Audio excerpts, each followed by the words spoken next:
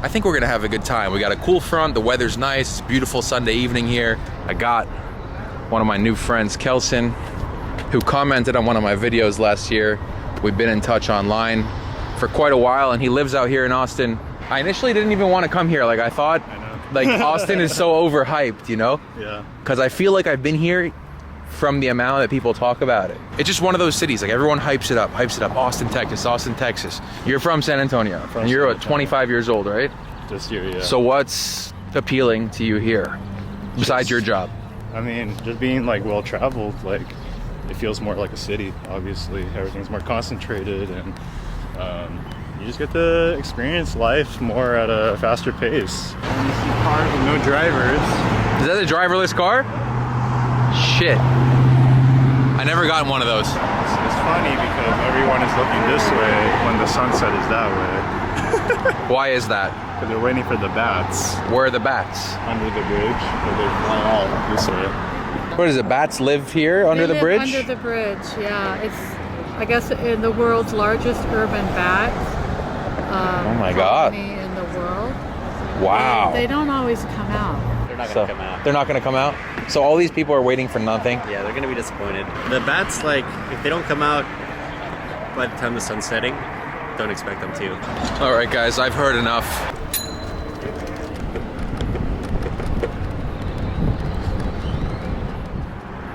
There's still nice light on the water.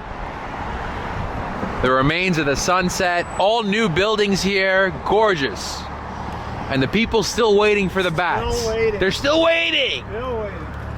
Don't fall for the Austin tourist trap. The bats are not coming out. What the hell? Bro, engines that loud should be illegal.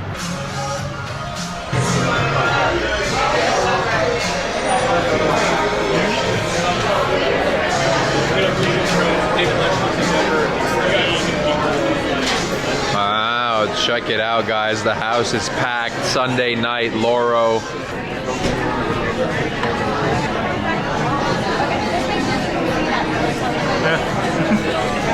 Mid? I can make it at home. I guess every city in Texas, or in the world for that matter, has to have its own personality. Austin, this is a city, everything that's new, popular, up and coming, trendy. That's what Austin kind of showcases, right? Of course. New ideas. And that's why fusion is such a, fusion is such a mainstay here, because, you know, a lot of places like Houston, if you try to fusion spot, like, maybe not everyone would be on board with it, right? The market of the people, like, they like what they like. That's why there's, like, Little Saigon. That's why there's, you know, little places where the pocket defined by the people. But here, it's like, oh, maybe we're a little bit more kickback, like, we'll try the fusion, you know what I mean? We'll try the Mediterranean Egyptian spot, you know what I mean? Like, This is honestly good. I give it to them on this. Very, very tasty. And over here, what do we got?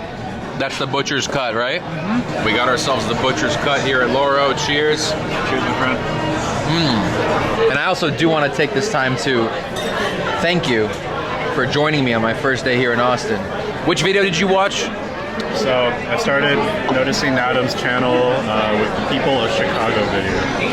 That is a video that really, like, it literally randomly just showed up on my algorithm. So, you know, it caught my interest, and the video is really good. Like, it showed a side of Chicago that, you know, I feel like most people think about, but can't really visualize or, you know, apply a story to. So, yeah, it tied me in, and I've been hooked ever since. Kelson, Yes, sir, Adam. what's the most important question we still need to answer in order to determine whether this meal was good or not? What's the price? Exactly. You see, we have more in common than you think. No, we do. The Chinaman and the Jew. What's the damage, Kelson? Go 93. Cheers. Giving him 18% tip. Yeah, it's just sweet. 93.62. Or should I custom it? What are you doing? What are you doing? You gave her a lower than the recommended. Yeah. I kept it even for myself. You know, You understand, bro? companies And they call us cheap. This is my friend Adam. Hey, how's it going, man? What's up, Adam? Ryan. So Ryan works for celebrity branding with, do you know the comedians Tom Segura and Bert Kreischer? Yeah, of course. So they've got a vodka brand. He worked with Vans for a ton of time, worked with Mr. Beast, and now he's working with those guys. Oh, the Porosos? Yep. Yeah, I've heard of it, yeah. Oh, awesome, dude. Yeah, because I've watched a bunch of like their stuff, like some podcasts, comedy.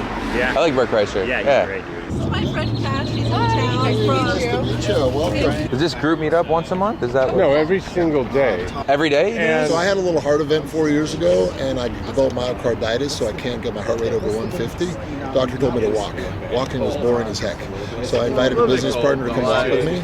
And then I met a bunch of old dudes like this who's like, I got a bad hip, bad neck, bad whatever.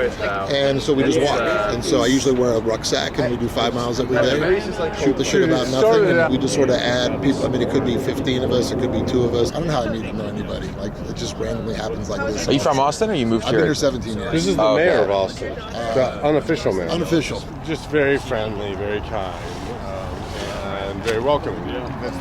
There you go. That's Austin right there. Very friendly, very kind, very welcoming. Matt's saying, I think, is Austin's saying, which is, hey, we're going to assume you're cool until you prove us wrong. So jump on in the pool. Guys, check out how beautiful it is to walk in this park. Greenery all around you, especially in this area, in this park. And you got the Austin city skyline right here. There were 6 high-rises when we first came here in 06. Really?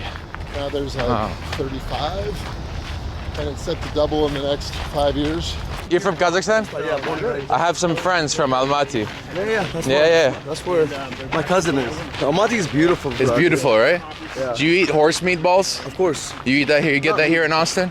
No. No, it's no, illegal. that's what The only way I eat that is, do you remember I went to we raised the Kazakh flag at San Francisco City Hall or something? So we had all these ministers. They fucking flew in with all that shit. They smuggle horse meat.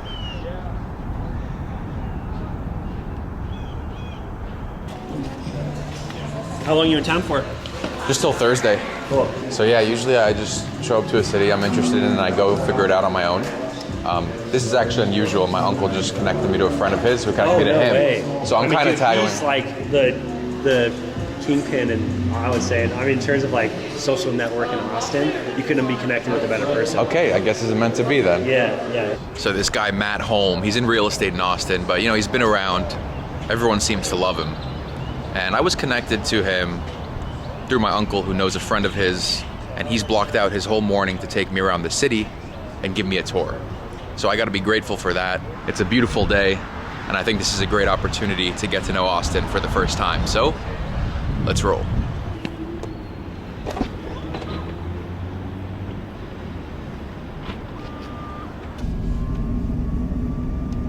We are at a crazy inflection point where between AI, the integration of that into humanoid robots, makes us living in the most terrifying moment in time and the most exciting moment in time. And that's what autopilot is doing. That's what this car is interpreting the visual world. Yeah, you're literally driving with no hands, right? I'm literally driving with no hands and no feet. I put in the address and it's driving me there. This is beta. It's got a camera here to make sure I'm paying attention. So I got to keep my eyes facing forward. But the next iteration, I'll be sitting in the backseat taking a nap. So as that redundancy and that speed of processing gets better, you're basically feeding into a revolution in robots that makes humans redundant. What do you think about that reality, though? You're human, you like Exciting people. We and just went on a walk with all these people, and you like bringing people together and hanging out. Yes. And you're clearly a guy you're social, but it's more than social.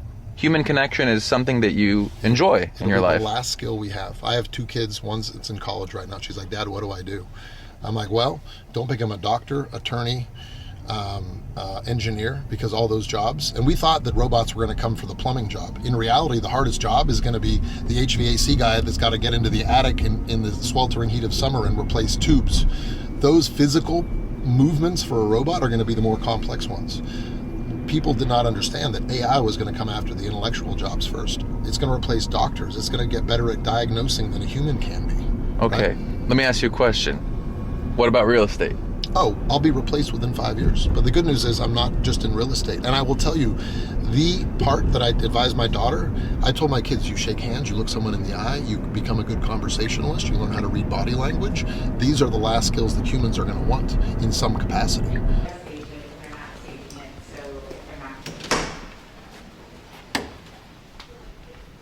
Is your office? Yeah. Everyone else has like a workstation. I like that. You like that? Austin is home. This was you? Yeah. Yeah, man, you lost weight. Yeah, dude. I was 30 pounds heavier. Here's my first license plate signed by Elon. That's when I met him at the Capitol in 2013. I gave rides to press that morning.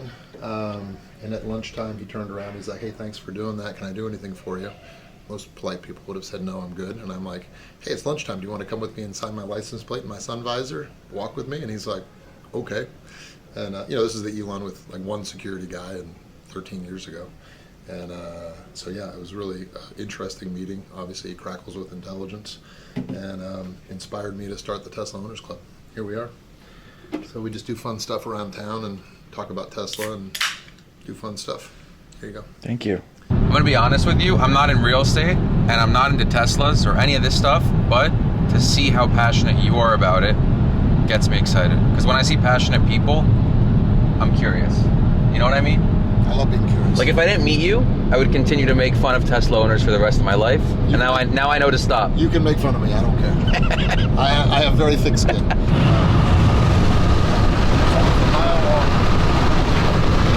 Wow. Holy shit. It's massive, dude. I mean, look how long we're driving. This is crazy. Look, you got the Tesla flag, Texas flag, and the US flag, and a mile-long factory. There's the Gigafactory. Mm-hmm. Elon owns all this land here. So you've got the Gigafactory here. You could build 2 more here, 2 more here. So people are gonna have to move here for work, obviously, as that expands. And it's and then not they're just gonna Tesla. need to live. They'll be able to live close by, plenty of housing, plenty of things that are coming up. And you see all this land around here, but almost all of it's spoken for. Essentially, the city is going to start surrounding Tesla in the next 10 years. Have you been to the Formula One track? No. So we have the largest, the only purpose-built Formula One track in the country. Hey man, hey, I've got a buddy of mine that I've got in the car. I was going to pop by and show him the T11 condos. I looked in the mirror and I realized I'm wearing one of your hats. I wanted to show him. How long till you're here? I'll be there in like 10 minutes. Okay, see you then. Okay, cool. I'll see you in a minute. All right, bye. All right, bye. That's a whole vibe. All right, guys, we're gonna appreciate this for a second because, I don't know, I'm not into cars, I'm not into Formula One, but maybe a lot of you guys are. This is the Circuit of the Americas, the Formula One track right outside of Austin, Texas. And Matt's a big car guy, so we're out here. He got himself a car condo. We're gonna see what that means in a second. That's nice. How are you? How's it going, Brad? Good. Adam. Nice to meet you. Nice to meet you. Welcome. So mine's towards the back of the complex. I'm in the low rent neighborhood. This is the Beverly Hills side, so come take a look. Okay, oh wow. What size is this one? This is the XXL. Okay. So 6,000 square feet, 4,500 Oh my gosh. 1,500 square foot mezzanine. My friends, this is what we call a car condo, right? Yep. Car condo. So they're gonna put the cars here, and then they got a whole house, right? Ping pong table, this is crazy. Upstairs is like bedroom, mezzanine space. Oh my God. Kitchen. I'm just gonna throw parties here. Full kitchen, full bathroom, a shower. Wow. Is there another bathroom downstairs? Balcony, pool table. Everyone who's gonna own one of these, it's crazy to just think this is not their house where they live. This is just like to come and chill. I'm gonna make mine a party barn. Look at all this energy, man. Most people I meet his age, they want to go far away from everyone, Right. just chill with their family, Hang not out do with anything. Yeah. Is this an Austin thing? Like It that? is. It's that The social young, energy. Young energy vibe of the city. So even in your Even 50s, old 60s, farts like like me, dude, I feel like I'm hitting an inflection point. Like I have no desire slowing down. Like there's so much fun stuff going on. I'm energized like I'm 20. a reborn man. kind of feeling. It gets me optimistic for the future. You know, I'm 30, so I want to hit that point too, and just get a boost. Rub that in on us. Yeah, he did. Yeah, just throw that one in there. The difference is we know we don't have as many days as you have in the back of our mind, so we got to get it all in now and have more fun.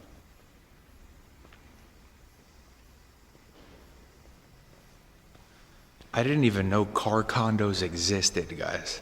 So this unit here, how much is that going for? 3.4. 3.4. Wow. ACL, Austin City Limits. Fun. You said you're from California originally? Mm-hmm. What brought you to Austin then? Well, I'll try not to tear up. It was a really tough time. So I actually, after I came back from Europe, I met my wife. I picked up a substitute teaching job, pivoted that into a 4th grade teaching job, started working at a wedding studio, and then started as a second photographer, and then within 2 years opened my own company. We were doing 5 to 8 weddings a weekend. We were making, in the 90s and early 2000s, 30 to 40,000 a month in weddings, and take home $2,800 a month for my 4th grade teaching job. So we built that over 10 years.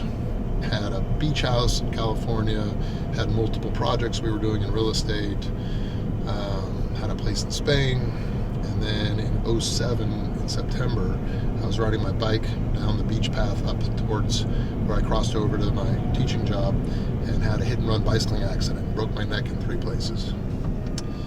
And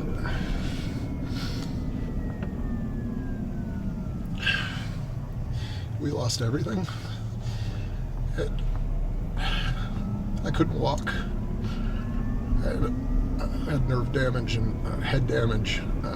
Got vertigo. I'd just fall over, and I had to watch everything go away. And we had bought a house in 2006 in North Austin. We moved into it, and we started from scratch. And Austin's been good. Sorry. Good, man. I'm sorry I asked. No, it's okay. I share it. I don't know why. I probably the first 10 years I could say without emotion, or with emotion I couldn't talk about it. And I don't know why, but I feel like, I don't know. It's part of being in touch with your emotions, I guess. It's okay. No, it's good. It's good. But, it was at 37, I had to start with nothing. Had to file bankruptcy, and people would call me nonstop. I'm like, listen, I've never missed a bill in my life, but I can't get out of bed without falling over. And so miraculously, after 6 months, the vertigo went away, and I just had to find a job where I didn't have to hold a camera 8 hours a day, Saturday, Sunday. So I got into real estate at arguably the worst time in history. Started selling $100,000 houses, and up till midnight putting flyers on apartment doors, trying to make something out of nothing. And I sold 5 homes my first month in July of 2008, just putting flyers on doors. And I've sold about 100 residential homes a year personally since then. I just got used to volume. Now I have a whole team behind me, so I can just work with clients face to face and negotiate, and my whole back office runs like a clockwork. And I've developed truly great relationships where I just know stuff that other people don't, and I've created a life that has just been expansive and meaningful. And I'm pretty amazed. I blame it all on Austin, and Austin's been very good to me. There's not much in life you could throw at me that I'm not going to figure out how to come out the other side. And I think when you've been tested like that and you realize what's actually important in life, it's a reset. Matt seems like a great guy. He's been very nice to me. He's so eager to share what he's learned about the city and about life in general. Obviously, as we heard, the guy's been through some pretty rough times, and I think it's important to remember that even when you see someone who appears to have it, what you would say, easy, you gotta not be so quick to jump to that assumption. And I think in today's world, a lot of us look at people with expensive toys and a luxurious lifestyle, and we say, hey, they have it easy. They're probably assholes. They're unappreciative.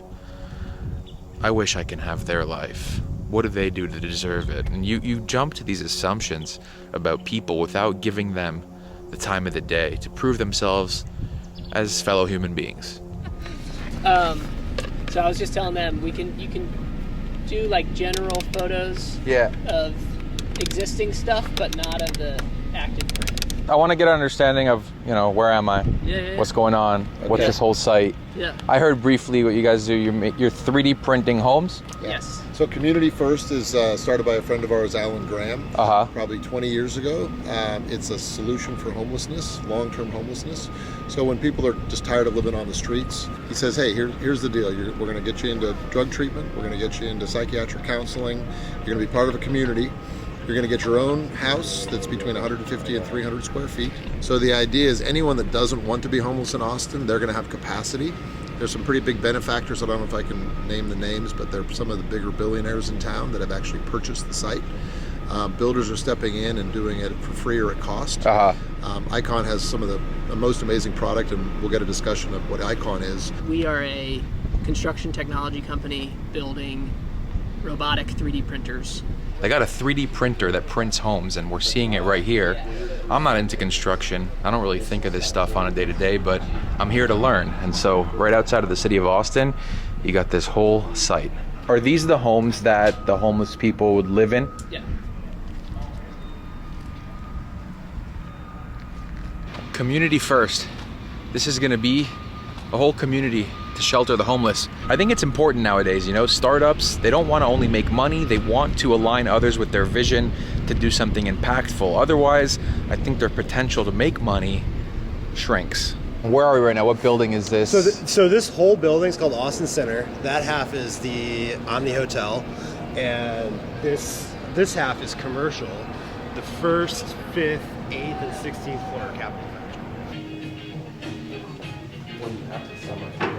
All the people that startups need to work with are integrated into our ecosystem. And so startups need to work with big companies, investors, customers, and a lot of them need to work with the federal government, especially in these like more regulated industries, defense, energy, healthcare, which is a lot of our focus, what Texas is good at. So that's what we're doing. And you'll see we have a full floor dedicated to defense upstairs. So if I have a company, hypothetically speaking, I have a company, I want to put my office in Capital Factory. Do I have to have a qualification? Like, do I have to pass any?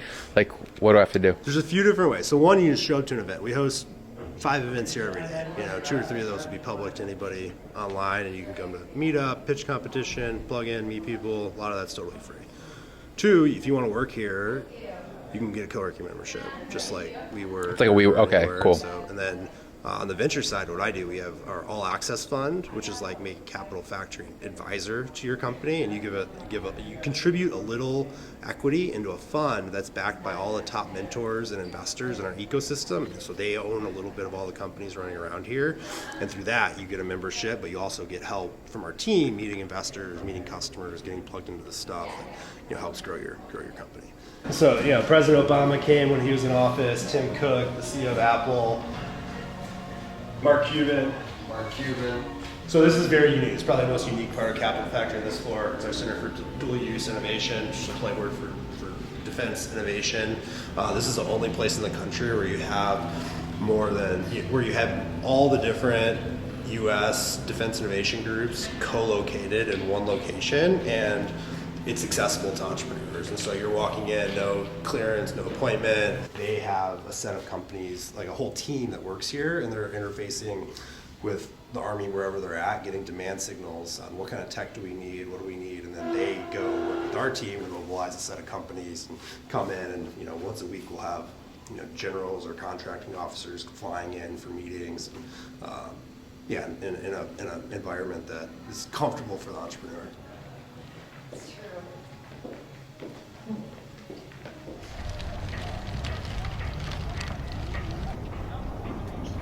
You know what banks think? Just like insurance companies, I'll go on the record. They think it's their money. That's my hard-earned money in their bank. If they won't let me withdraw cash or cash a check when I have the adequate funds in my account because some technicality or some bureaucratic red tape, they're arrogant.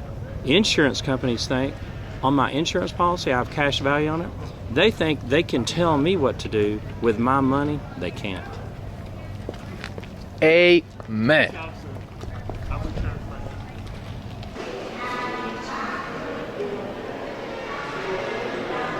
Jorge Bush, he was the Texas governor. from 95 to 2000. You got a bunch of the governors here on the wall. I think it's all of them for the past, I don't know how long.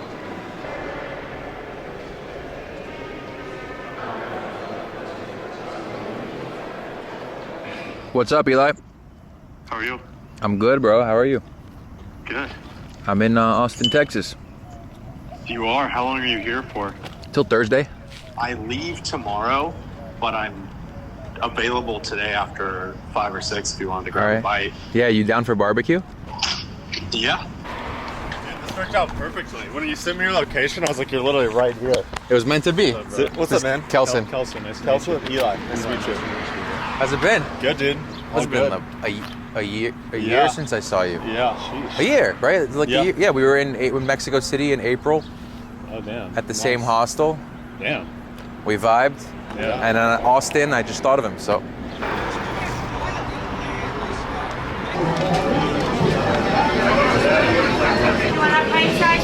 Small one, small one. Yes, pinto beans and Mexican rice. You're welcome. Thank you. So you start at the sides and you move gradually towards the meat station. You got the workers here slicing away turkey, beef. Bro, this is expensive as shit. Oh yeah, barbecue. What's the deal? Texas barbecue is luxury. I thought it was like street food. All right, guys, we're gonna close it off here. My honest opinion is you can get a better meal for cheaper, you know, in a different cuisine. Not my favorite, but it's pretty good. Any last words? Hasta la vista, baby. I don't really know what to say about Austin, guys. I think it's impressive, to say the least. You know, you come here and you see a lot of new. You see a lot of excitement. Everyone is thinking about the future here. I think that's what makes Austin so cool. I've noticed that we're living in this new reality where you can actually choose based on your preferred vibe and your personality where you want to live. Back in the day, think about it. A lot of people were just born wherever they were born. They spawned in some random city in the world and they accepted that that was their home. But today we live in this new altered reality where people are so much more connected. They're so much more aware of what's out there, all the possibilities, all the opportunities, and they can go and choose where they want to live. Remote work, new companies opening up, moving, establishing headquarters in a place like Austin, Texas. So that's bringing a lot of talent here, a lot of young people who want to start a new life in the center of Texas, right, in the capital. So it opens up opportunities, and Austin's just one example of it. And I don't think that Austin is my type of city that I would live in, but I do admire what's going on here in the sense that the people who are here building this new reality are very excited about it. They're very dedicated to it, and they're here for it. And you gotta respect that. So I think Austin, Texas, you know, depending on who you are, it could be a really cool place to live or at least to visit. Come see it for yourself. Check it out.